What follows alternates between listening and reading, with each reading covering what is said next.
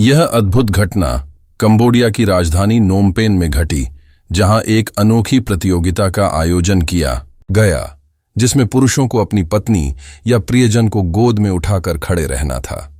इस प्रतियोगिता का उद्देश्य केवल एक पुरस्कार जीतना नहीं था, बल्कि यह प्रेम, प्रतिबद्धता और संबंधों की गहराई को साबित करने का एक अवसर भी था। प्रतियोगिता का नियम सीधा था। जो पुरुष सबसे लंबे समय तक अपनी पत्नी को गोद में उठाकर खड़ा रहेगा, वही विजेता होगा और उसे मिलेगा एक चमचमाती नई कार। इस अनूठी चुनौती में लगभग 350 जोड़ों ने भाग लिया। प्रतियोगिता के दौरान कई लोग थक गए, किसी ने पानी पिया, किसी ने पंखा झलकर हवा दी, लेकिन किसी ने भी अपनी प्रियतमा को नीचे नहीं उतारा। इस आयोजन ने विश्व रिकॉर्ड बना दिया।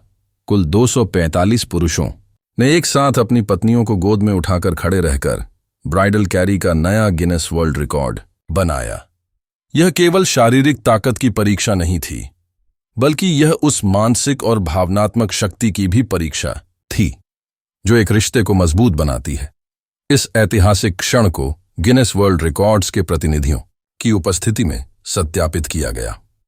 इस कार्यक्रम का आयोजन अंतर्राष्ट्रीय महिला दिवस के अवसर पर किया गया था और इसका उद्देश्य समाज में संबंधों की मजबूती को उजागर करना था।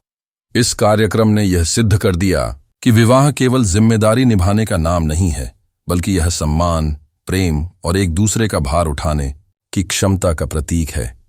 जब सैकड़ों जोड़े एक साथ अपने प्रिय को गोद में उठाकर खड़े थे, तब केवल उनकी बाहों की शक्ति नहीं, बल्कि उनके दिल का जुड़ाव भी सबके सामने उजागर हो रहा था।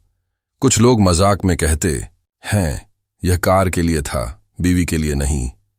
लेकिन सच यह है कि बिना प्रेम और समर्पण के कोई भी यह कारनामा नहीं कर सकता। यह आयोजन केवल कंबोडिया की नहीं, बल्कि पूरे विश्व की प्रेरणा बन गया है। इसने यह संदेश दिया है कि जब दो लोग सच्चे प्रेम और समझदारी से एक दूसरे के साथ खड़े होते हैं, तो वे किसी भी चुनौती को पार कर सकते हैं, चाहे वह शारीरिक हो या भावनात्मक।